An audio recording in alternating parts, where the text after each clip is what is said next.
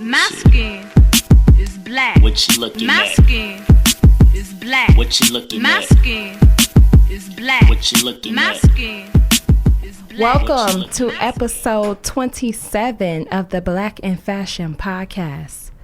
Oh, girl, I'm 27. Lord, that's okay. cute. That mean I've been moving and grooving. Okay. That's super cute. So this episode, I have Tiara White Campbell, Hey. designer, artist, visionary. Now she's doing music as well. Tiara's a great friend of mine. We actually met when we worked at Saks, and we connected because we're both from the Midwest. She's from Detroit. Hey, Shout out to D-Town, Detroit.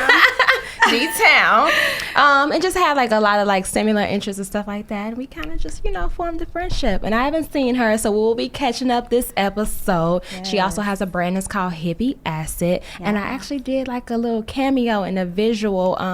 It was like a visual video. What would you call that? Documentary. A short film. A short film, like a Yeah. visual short film. Really dope. So she's great. So before we jump in, I like to do like this little icebreaker or whatever. It's called This or That. Okay. All right. So shorts or pants? Shorts. Head wraps or hats? Hats. Side boob or under boob? Ooh, girl, side boob.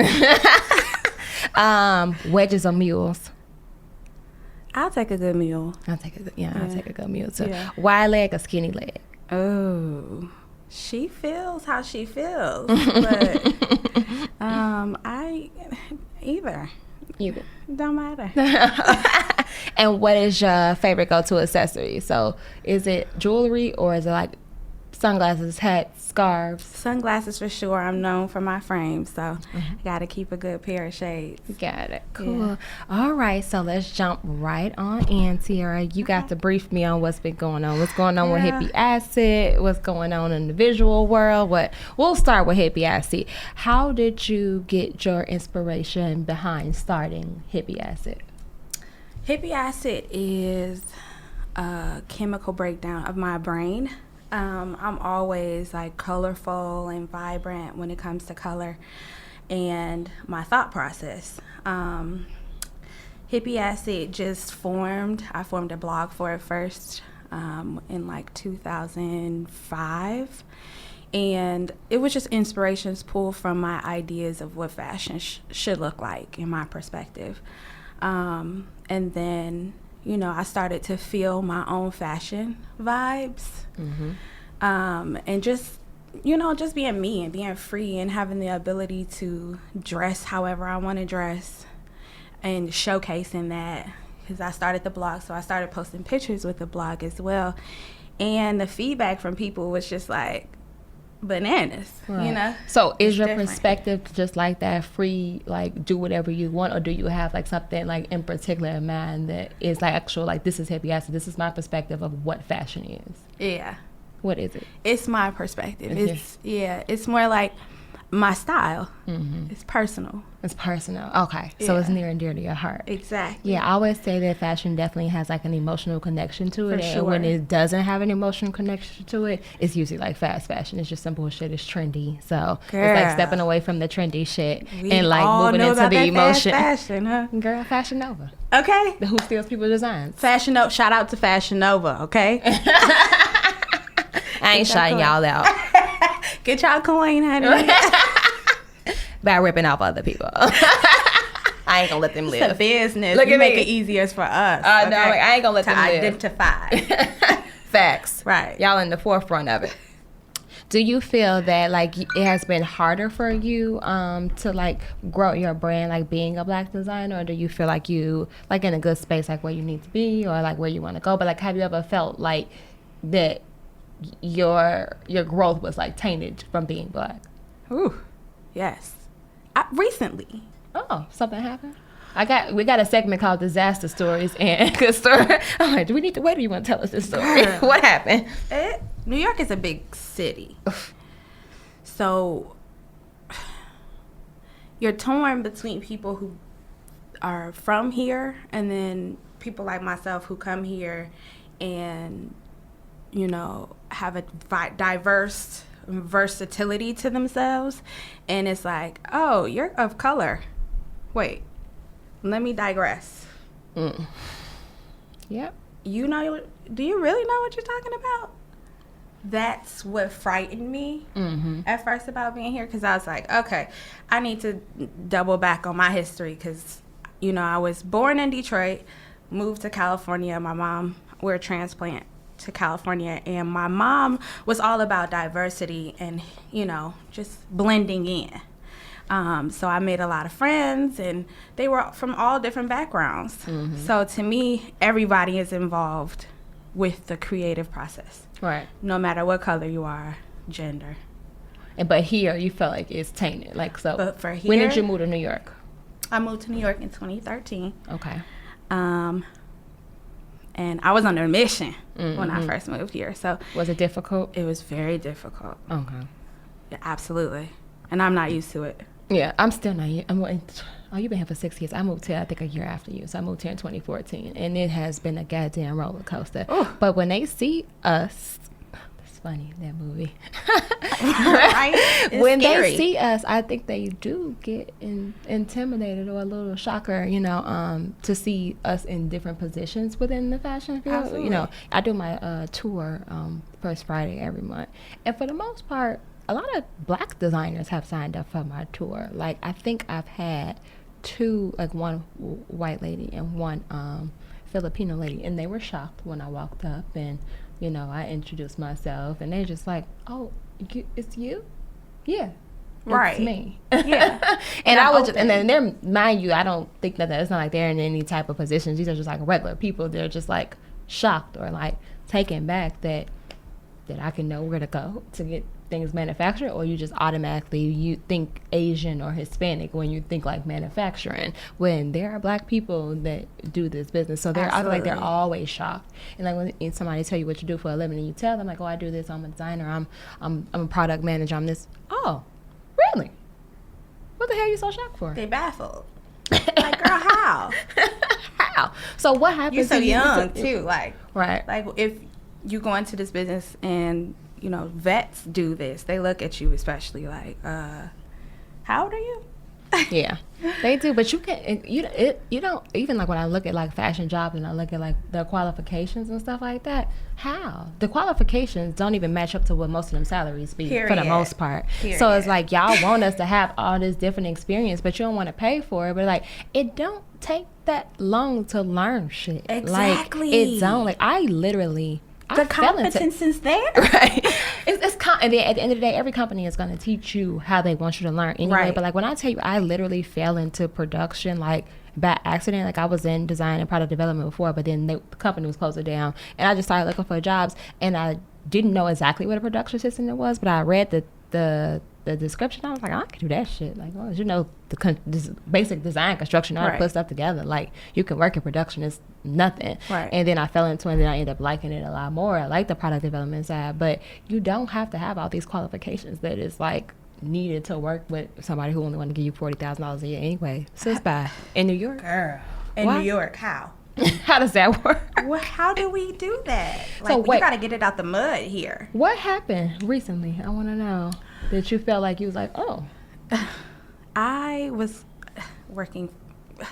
I was working. Girl, you better tell them like it is. I mean, you could tell their name or not say their name. Right, and she just pushed the boundaries a lot with her wording and questioning if I could do the work. Oh, okay. All right. A lot of the times, like, I don't know if you could really do this. That's what she was saying? I heard it out her mouth. I don't know if you could. Not like, let me help you, let me train you, let me develop you, but I don't know. Or I trust you enough to do your job and what I hired you for, but I don't think you can do this. Right. Interesting. I had never been told She that white? before. Yes. I don't think you can do this as an employer. As an employer. Interesting. Girl. How did you respond to that? How did you respond to this? It just like shocked me again, because I was like, I had to tell her, your perspective is what it is. I can't knock you for having it, but I just want you to know that how you're approaching me is not okay. It's uncomfortable. Right. And even that was just like a shocker that I could articulate myself enough to stand up against something like that. Right. And she was taken back that you had an answer, or you like, don't, okay, you're not going to talk to me like that, and you're not going to tell me something I can't do. And she was taken back because you were defending yourself. Exactly. You still work for this lady? No. Oh, okay. No modesty in that. Okay. I'm just like, do we still work for her? No, ma'am. And, you know, I struggle with that as a, you know, entrepreneur, having the stability and the finances to do. There's no platform for us. So we as, you know, individuals, Black individuals, we don't have the platform. So it's like, what do you do for... How do you get jobs? How do you got to create jobs for yourself? Absolutely, you got to create opportunities for yourself. You have to. Yeah. So I learned that just from being here, like, yo, because at any moment, I mean, even with the jobs, like, you can get let go for nothing, or they'll lie and tell you you're getting let go for one thing when it's completely opposite. Exactly, and that's happened to me a few times. Like, I've been fired, and when I asked, I'm like, so what? I was just curious. I was like, so what is it that you're passing on? I hadn't been there long. I had only been there like maybe 2 months, if that. And she was like, yeah, it's kind of like a probationary period, and you know, we just gonna decide not to like move forward. And I'm like, well, what's the feedback, just so I know, like, moving forward into another position? And she was just like, you're sketching. Huh? What? First of all, I don't even sketch here. Like, and the crazy thing is, I know how to sketch, but this job doesn't require me to sketch. So I was just like, my sketching? White lady, Jewish lady. I was just like, I was gonna go ahead and be like, bitch, bye, you're lying. Good night. But she had my last check in her hand, so I wouldn't have to come back. So she had already had it like done and stuff like that. Same. I just took it, and I was just like, all right, sis, because I'm just like, the job was a fit tech specialist and like an assistant design. So it's like the designers were designing it. We was just like getting it made. So we was like getting the samples made, ordering the patterns, doing like the specifications, measuring everything when the samples come in. What a part of that has to do with sketching? Like, you wanted someone who could design for you? That's like, insane. That didn't even make sense. But I'm just like, what the fuck ever? Like, girl, like, that didn't even make sense. And that happens, I feel like, often, which is why you've been here 6 years, I've been here 5 years. Girl, I probably done worked at like 12 companies since I've been here. Like, and it's like, but I have learned, I don't have no loyalty to anyone. And I hear people like within the industry constantly complaining about how they don't like their job. Right. And I'm like, quit. Right. So many jobs out here, and you don't Shout have out to my mama. She called me a professional job finder. Exactly. My mama called me the bounce back queen. Yeah. She was like, you'll be out of work, but you will be back at work in like 3 weeks. I'm like, you right, sis. Like, I really am. That's like, I'm not it. concerned about it, because I think it was only one time I was low down, because I was just like, it really caught me off guard, because I talked to my manager earlier that day, and he was telling me what a good job I was doing and all this different stuff. So it's like, first of all, I never asked you. It wasn't like a review time and nothing like that. He was just telling me, like, hyping me up. And then HR came to me later that day and was just like, yeah, we're gonna have to let you go. And I'm just like, the fuck? For the letdown? Like, I'm just like, why would you Weirdos. pump me up to let me down? And I even said, I was just like, I just spoke to him. So she was like, really? Like, and she didn't know or whatever. I'm like, literally was just on the phone with this man, because he was out the country, and he talking to me and stuff like that. I'm like, so y'all waited till you left, then you want to tell me how much of a job you did, and then let HR come when you're not around to do it. And I just thought it was so like, so I sent him an email, and I was just like, you just was on, like, I had to go off, and then I CC HR on it and stuff like that too, but sis collected all her unemployment. Period. All of it. To the end of time. Good night. Right. But it just goes to show, like, you didn't have to say shit to me in all honesty. Like, you could have just, like, not spoken to me that day. Like, you didn't have to hit me up and start telling me what I'm doing a great job. And then that pissed me off. But other than that, I bounced right the fuck back. I went to DC that weekend, had a great ass time, and kept fucking I moving. love her. She be on the road. Right. I'm like, fuck this. I'm leaving. Take my act on the road, girl. Right. Bye. Right. Bye. Right. Yeah. But so do you find that when you are in certain positions that you are the token Black girl in some of these positions? Absolutely. And how do you feel? Because I went to the Harlem Fashion Roll and she was talking about like having advocates, having people that are there for you. I'm like, but if you are that only person, where is that advocate? Like, where is that one person? Like, there is no other one person to be like that support system to you. So how do you deal with that? I just look, for my family for support. But that's difficult because they're not here. Right. So I have to reach out. Like, I have to reach back to my roots. Okay. I have a network, of course. Right. Of people who are doing their thing. Like you, Lenise, you're doing your thing. And I appreciate that because you're in New York, so you know the struggle. Yeah. So you can relate to it. But being a token Black person, in general, it's just a weird way of saying. That's even weird to say. Yeah. That you the token Black person. Like, it is. Because I have my own identity. You know what I'm saying?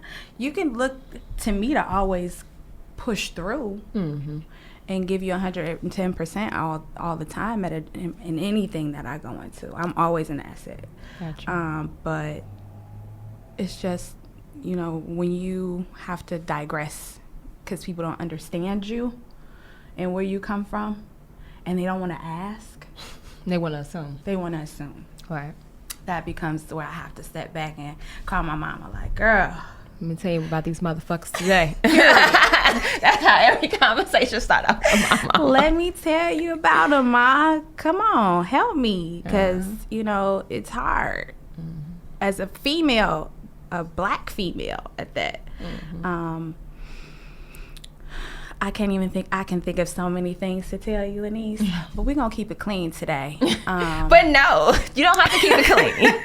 This is not keeping it clean. We let it be raw and cut up in here. You can say whatever you want. So this is a free space. Yeah. Just talk our shit. Yeah. And that's what we do up in here. Because she comes, she's like, I'm gonna keep it nice. They know who they are. I mean, I just make sure that I'm always on my P's and Q's. And I take care of my body, I take care of my health, I take care of my mental space. I'm always self-care, awareness. You meditate? Girl. Yeah. Please. Just zen me out. Right. Give me a couple deep breaths. I'm practicing my breathing skills now. Do you work with crystals too? I'm trying. Okay. I'm into the whole holistic thing. So I'm juicing, herbal tea, all that, like just to cleanse myself of any negativity that attached itself to me while I'm, shaking and moving out here. True. Right. I get that. Do you find that there are not a lot of resources when it comes to other like African Americans that work in this industry that you feel like could help you or like mentor you, and that they just don't? Yeah. There is some coming out now. Dapper Dan has his change program. Misa Hilton has her whole situation going, her mentor. How do you feel about Dapper Dan? I think he's a brilliant guy. I understand his hustle. I come from a field of hustlers, so I know how to hustle. Right. Do you feel like he's a sellout? I think that he's just taking the avenues to build his empire. Gotcha. Yeah, he said that on Breakfast Club. He's like, I just want to go global because a lot of people was calling him like a sellout or whatever. Right. Like they took everything from it, then you don't go work for them. Like, right. It's kind of a catch-22 though. True. You work for so long. What you looking for is a come up or a breath of fresh air. And I think that he's found it for now because he's creating so many programs within what he has done. Right. So, when you're with your family and you have like kids and grandkids, you already got employees, baby. True. So he got his lineup. You know what I'm saying? Like, I need to have a big family. Period. I'm gonna have to pop out like 6 kids so they can run these businesses. Period. Wait, I think it was a Plies song. It's ran off on the plug twice. That nigga said, I want to have me about 10 kids, give a million piece now, and tell them do what your daddy did. And I was just like, and when he said that shit, and that's like my favorite line, but that shit is funny. Right, yeah, let me have a whole bunch of kids, put them in the game and like let them come through and just flourish and build legacies. And I feel like that's the one thing in African American community I feel like we're slightly lacking in. Right. It's like keeping everything in house. Like, right. I've shopped my brand or my company around to my family members. My daddy told me he's gonna buy some shares of it. I have an aunt that says she's gonna buy some shares, but it's so many people in my family to me that is not versed when it comes to shareholding and being in business and stuff like that, that it's just like, damn, I want us all to eat, and I'm not charging y'all a lot for these shares, but you're gonna make money off of this in the long run. Your kids gonna be able to make money off of this or whatever. Like, I don't have like kids and stuff like that to like put them on right now. So right now I'm trying to go to the people that's next to me, like aunts and uncles and cousins and stuff like that. And I feel like a lot of them rather put their money somewhere else. And I'm just like, see, it's just difficult. But that's also because I don't feel like my dad's side of the family is like that. Let's get these investments going. Let's work together. They're very well educated. Everybody over there is like at the plateau of like a lot of their careers and stuff like that. Some of them retiring now. But like my mama's side, we're not that unified. We're not unified at all. And people mostly on my mama's side is from the west side of Chicago. They've been in and out of jail. They've been on and off of drugs and stuff like that. And there's quite a few that have gotten their life better, but they're complacent. And they're just happy with the way it is. Like, they're not looking to grow. And I think we can work on that as a whole, like as a family. And I think there are a lot of black families out there that are like that. Right. Instead of saying like the bigger picture, like, yo, I got somebody in my family to do this, and it's dope. Like, if I had like I don't have anyone in my family, but somebody in my family did music, and they was, and knowing they was dope, I'd be on it. Like, right. Boom, boom, boom, boom, boom. Like, let's get you popping. Like, right. an actor. Like, what agency we got you booked with? Like, stuff like that. But I don't have like many artists in my family or anything like that. But that's what I'm on. Yeah. When you having kids, girl? When we you married? This foundation. My husband is amazing. HD. Shout out to my honey. He keeps himself busy with like entertainment and fashion. He's a designer. So we have many avenues of income, streams of income that we want to make sure that we give to our kids and prepare ourselves for our kids.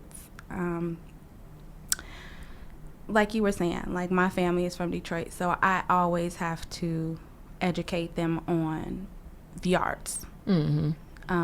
His family is from Trinidad, so we have to educate them on the arts, and also still stand firm in the soil and making ourselves comfortable and unite ourselves together in that field, you know, not as individuals, but as a whole. Right.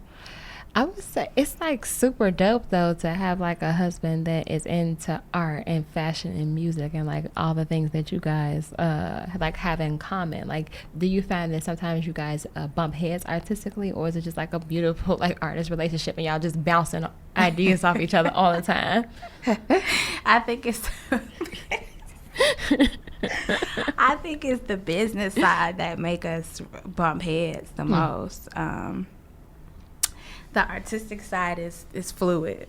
That's my best friend, so That's what's up.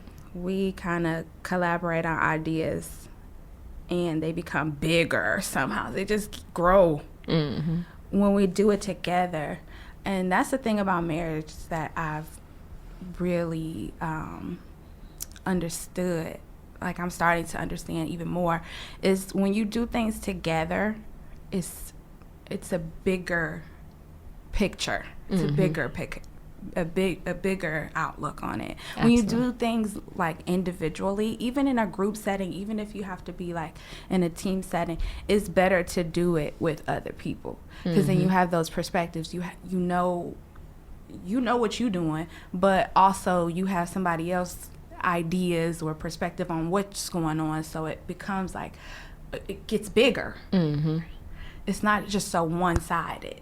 Gotcha. So It's nice that you're able, that y'all can come together like that. You know, Big Goofy thought he was into fashion too. Oh. I think he didn't understand the aspects of fashion. He had it. It's just like Fashion Nova. Right. But he thought he was Mr. Fashion. Like, girl, and when he used to cheat, he used to tell these women that being him was business partners and to be on the clothing line together. Please, y'all. I just need this beautiful woman to meet her beautiful mate because we don't need no Fashion Nova men, okay? Girl, when the girls told me that, I said, clothing line? What fucking clothing line do he got? No. I was so confused. No. That's embarrassing. I remember you telling me that we was at brunch. I think we was at Woodland, and I was telling you something else about him, and you was like, no. Lenise. I'm like, that's always your same motion. Lenise, no. Don't. Why? What's happening? What is going on? I am weak. Please. Like, and it could have been, but it could have been great because he did have a men's happen, and it could have helped me, like, you know, because I've always wanted to like tap into men's fashion, but I just don't really know where to go with it, you know, without men's it being, fashion is becoming so unisex now, right? And I just wanted to do something, but it'd be nice to have like a man have his perspective, like see what he likes, stuff like that. And it could have been on like some whole power, I'm artistic, and I ain't gonna say, was he artistic? He wasn't artistic. He wasn't. He could draw a little bit. Okay. But he wasn't like a big drawer. But he was stupid. He couldn't read. Not really. I don't think I ever told you that, sis. Oh, no. Fam didn't even finish high school, sis. Like, couldn't even. No. But those are the ones that should be more artistic. When you can't read, you probably should be a little bit more on the creative side. You should be. I mean, you should find your lane, but right. You can't Yikes. read. Child. I can't. You gotta have the basics, honey. Come right, with a diaper bag or something. Come on. I hate you.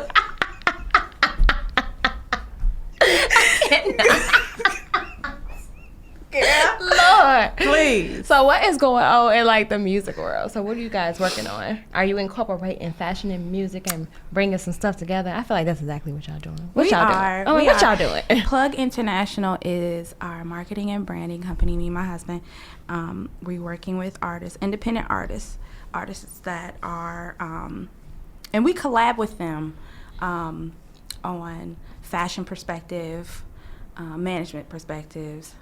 We just collaborate them as a whole and give them a team and an avenue to do what it is that they want to do with their ideas, just putting it on a bigger platform for them. So their image is like highly involved in this. Image, right. Pop-ups. So we do a deal with a lot of the merchandise and the design side as well. So it's almost like a brand manager. Yeah. Okay. Yeah. Okay. That's what I do. Yeah. My husband's more on the business side of that. He got to alley-oop himself, girl, because I'm just... I really like talking to people and, like, understanding what their perspectives in art is. Because, like I said, I'm just, like, real crazy in my head about it. It all just makes sense. If you just get your ideas out, it starts to make sense. Gotcha. And you just, what's your favorite medium though for taking your ideas out of your head? Talking about them. Talking about them. Okay. Yeah, writing them down. Gotcha. Like putting them down. Yeah. And then how do you express them? Like, do you prefer to express them like through visuals, through fashion, like through like creating a garment, or like through paint, or do you paint or like draw and stuff like that? I like to paint. I like to draw. But I'm more of like a visual person. So I like to do mood boards first, and then move from there. Okay, like so your mood board, strategize. your mood board is a good medium for like taking everything that's in your head and like putting it out like in a big. So you probably got a lot of those, don't you, girl? Yeah. You ever thought about doing like a fashion on film? Yes, always. I don't know Fashion how cinema is my thing. I'm ready. How would you? I guess it's hard to say, like, how would you do that? Because I've seen one before. I donated I let somebody pull some pieces to do one. When I say back in the day, honey, when I tell you maybe like 2010, 2011, I was still in Chicago. Rachel, Mariah Henry's girl. She was the model. Okay. And then the stylist at the time, I think, was Asia Carr. She's you know her? She went to Columbia. Asia Carr. Yeah, Asia Carr. She's like a stylist. She's like more like a brand image consultant and stuff like that. Oh, now. yeah. Yes. She had bought some of my pieces for this fashion on film, and it's on YouTube. And it's just like it's like her walking like through like a dark alley. Like it's really cool. It's like really cool setting, but it's like it's no one talking or anything like that. It's just the fashion, the background, the music that they chose, like do the editing. And I'm like, I totally would want to do something, but I don't think that I'm as great. Like, not great. I don't know how to do nothing when it comes to visual, like at all. Like I know that's why I've never seen a Collier commercial or video. Never have done it. I've never done it because I don't even know where to start. I don't know where to start. I don't know what to do with it. And it's like, I just know how to make the clothes. Like, I know how, like, if I have an idea in my head, or if I see a piece of architecture or something like that, I know how to translate that into a clothing piece. Mm-hmm. But I don't know how to translate that into, like, a visual, which I would love to know how to do, or work with someone like you who can do that. I would love to do, like, a commercial or, like, but I have, like, no damn clue. Like, even when to start. Like, visual, I feel like it's a little bit like hard. I think with the mood board, it could be helpful, but I wouldn't even know how to pull that out, because I guess, like, for me, my brain don't work like that. Like, my brain just always, my translates to my medium is clothing. Like, it translates to how can I get some fabric to look like that, or what piece of something, like, you know, in Project Runway, they always do, like, those materials challenge. Like, what can I use to create what I'm seeing somewhere else? But I can't think about, like, how to get it, like, in a video set, and that's a whole different medium. So, but have you always done that? Like, have you always been able to do that? Like, what inspired you, I guess, to do that, and, like, to be able to take these things and put it, like, in video form? Like, I feel like that requires a special skill up here.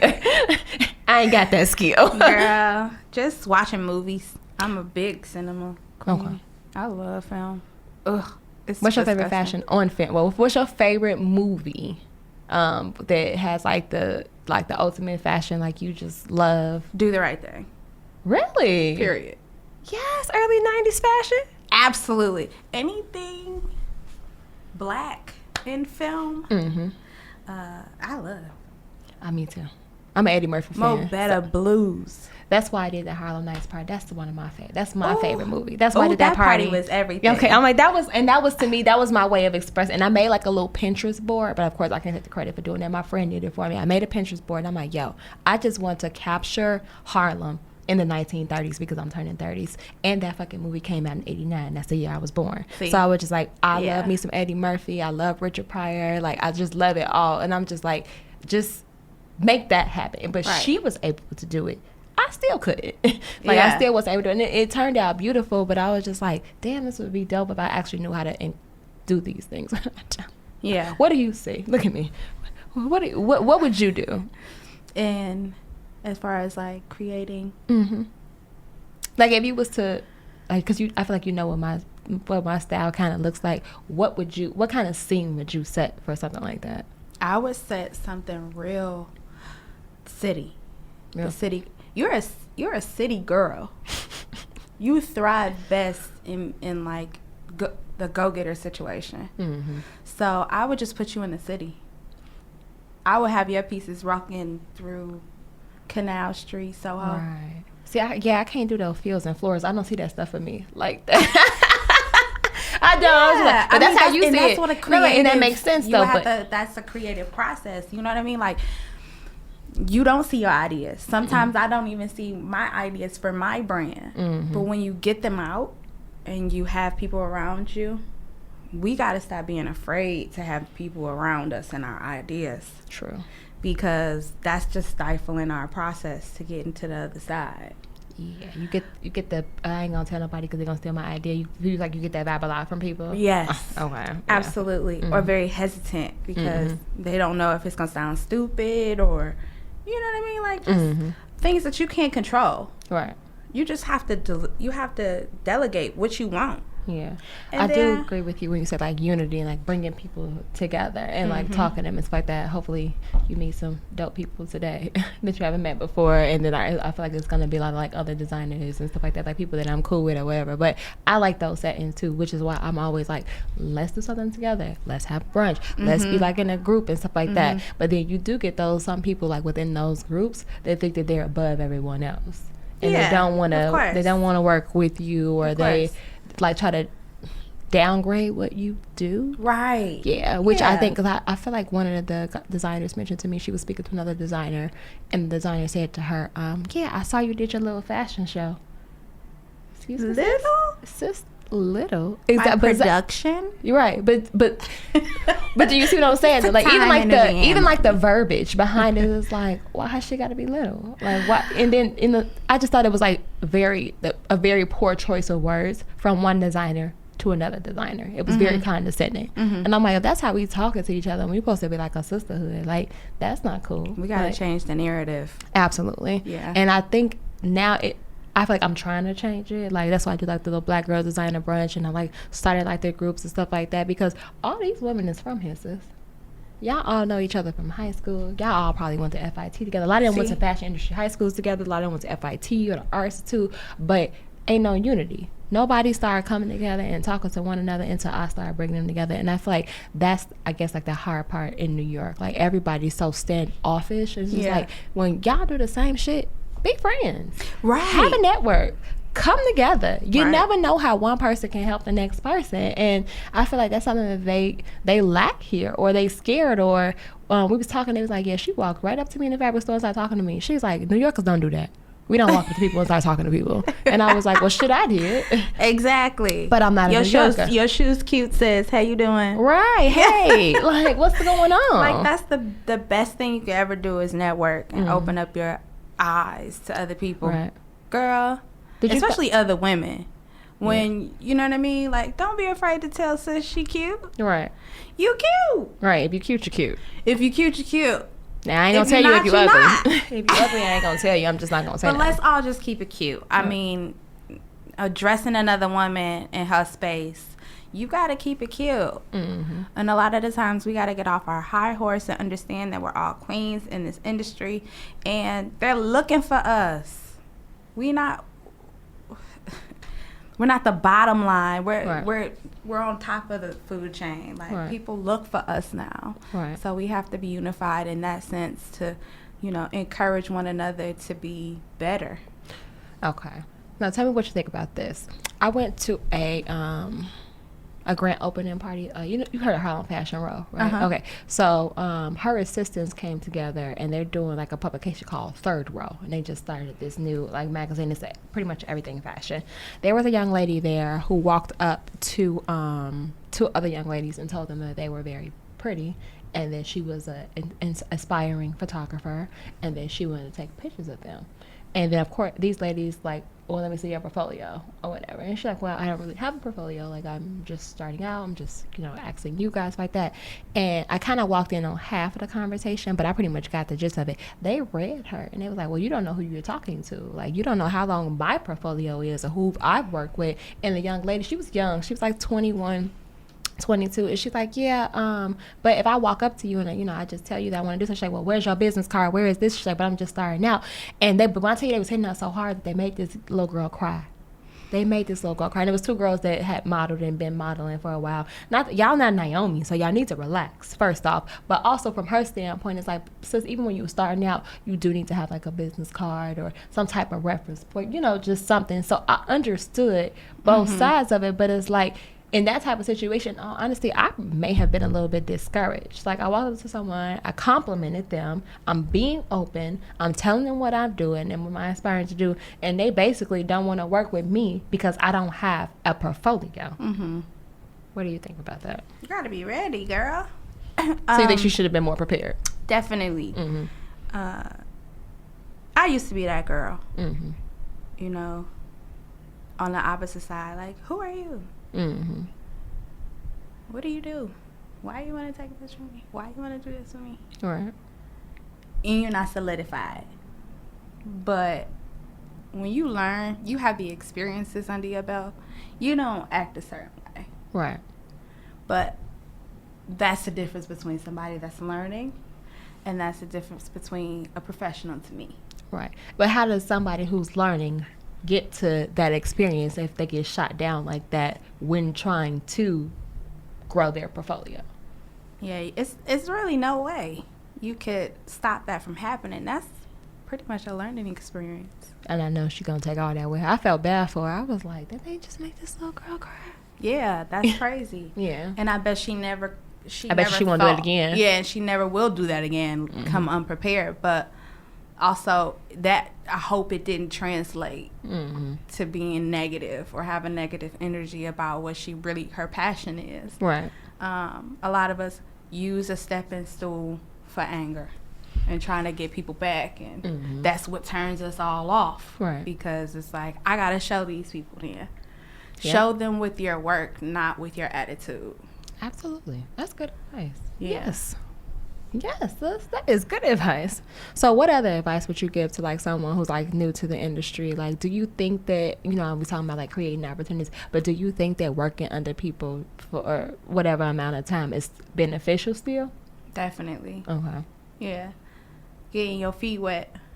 But not like a long time. Like, you don't have to be, because you can go into a company and you can learn some shit in like 3 weeks, in all honesty, and then get what you need to get and keep it packing. But you learning. Right, you learning. You know what I'm saying? Like, you're not just going out there sitting down with a person having a conversation like, you know. Right, true. Like, oh, I think. No, it's what I know. These are my experiences. I come prepared and professional. Facts. That's just all it is. You know, you can't be whack out here. So what's next for all you're doing? Like, what's next for Hippie Acid?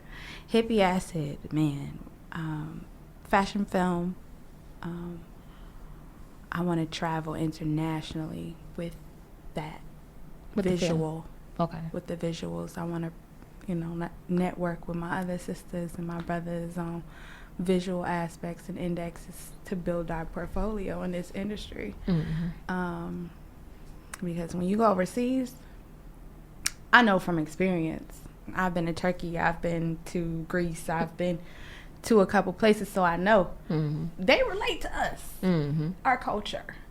You know, you might find a place that you, like a neighborhood that you know of or you're comfortable with, right?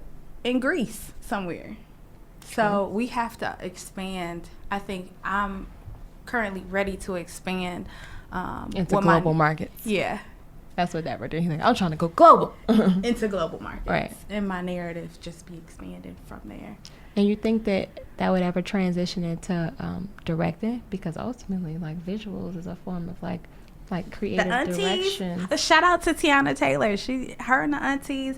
I had a group, you know, Mighty, Ari, Christina, Ari. Yes.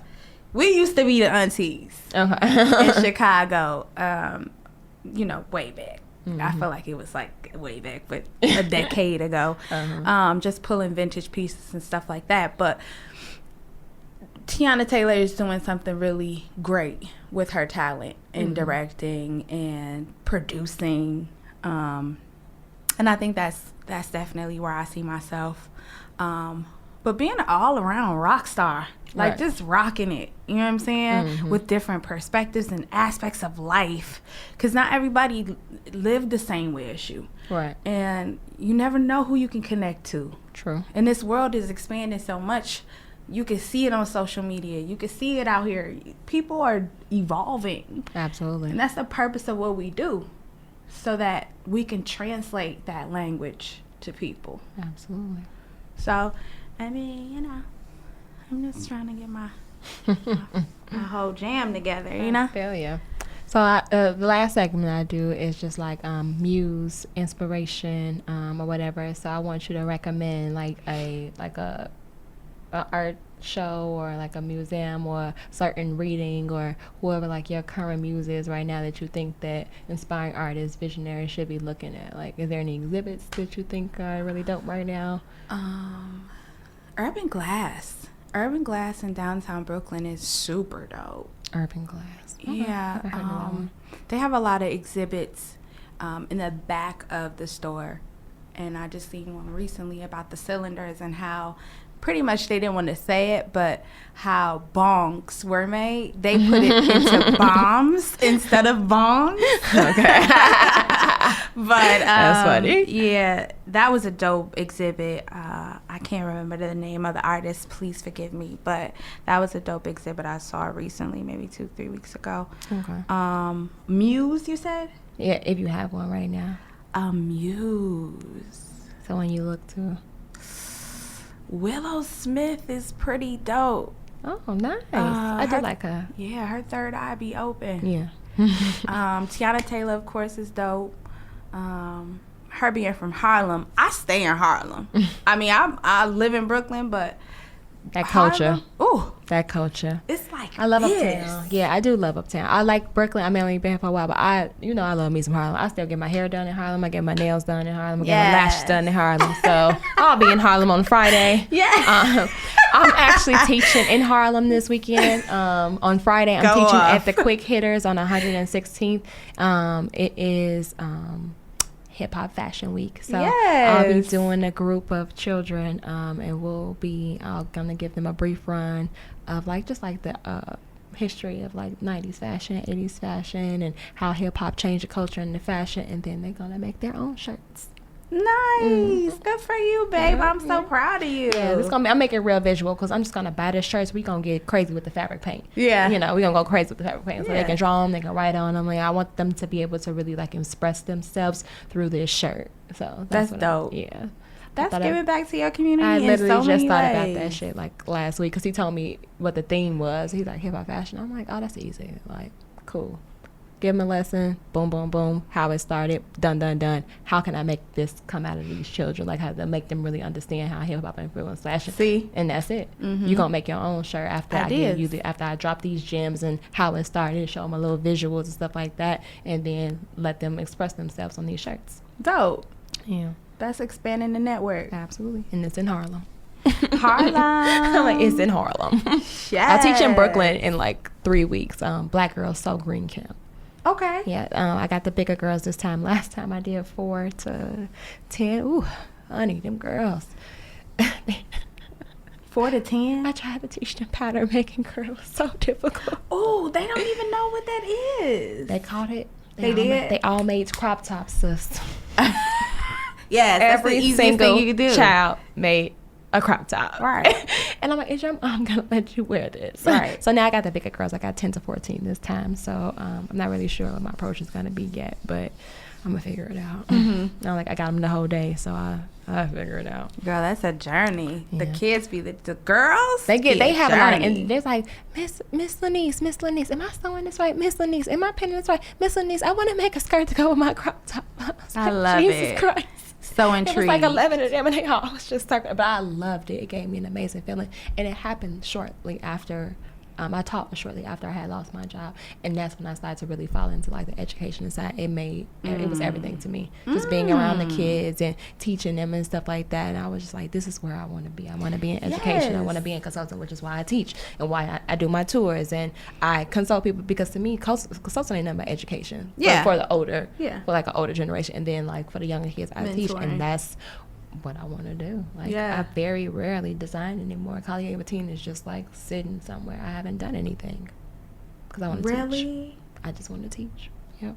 I used to have a passion for it, design itself, and I don't think This is the first I've ever heard of this, y'all. Yeah. So I'm like, really? This is crazy. This is designer Collier. And this and that's crazy part is how it happened was because I went to Harlem Fashion Row, and I kept missing everything. I was working, I was teaching, I was consulting, and I went there because I'm like, you gotta get some inspiration with Collier Routine. You gotta do something next. And I was talking to Brandis Daniel, and she was just like, do you want to design? Nobody ever asked me that. No one's asked me that in a very long time. She said, you want to design? I said, it's how I started. And she was just like, just because it's how you started don't mean that's how you gotta finish. She was like, because I've known you 30 minutes? You don't want to. You don't want to design. You want to teach. You want to teach. You want to consult. And I was like, damn. I'm like, but no. But you do telling people what to do. Yeah. But I was like, no, I want to design. She's like, yeah, you're going to design through your customers and through your education. You're gonna help your clients expand on their designs. You're gonna help your teacher. You're gonna help your students expand, and you're gonna help design for them. But you don't have to design. You could design through them. And I was just like, damn, she just hit me.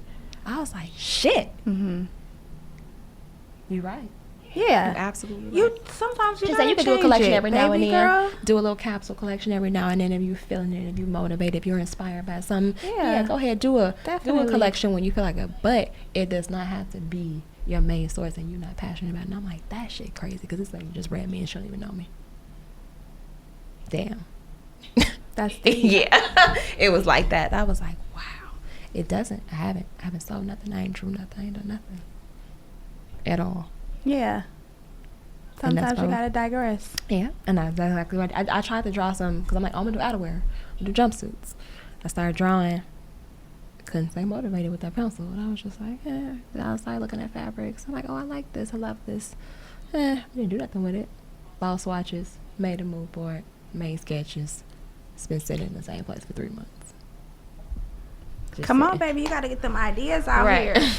You know, because even with mentorship, like I love talking and counseling people too about, you know, what means the world to them. But you could do multiple things if you just talk to the right people. True. And that's what I'm like, I want to do it, but I want to put my focus, I want to lay my focus in the educational aspect for sure. That's definitely where I feel like you should go. Yeah. Look, I'm all for it.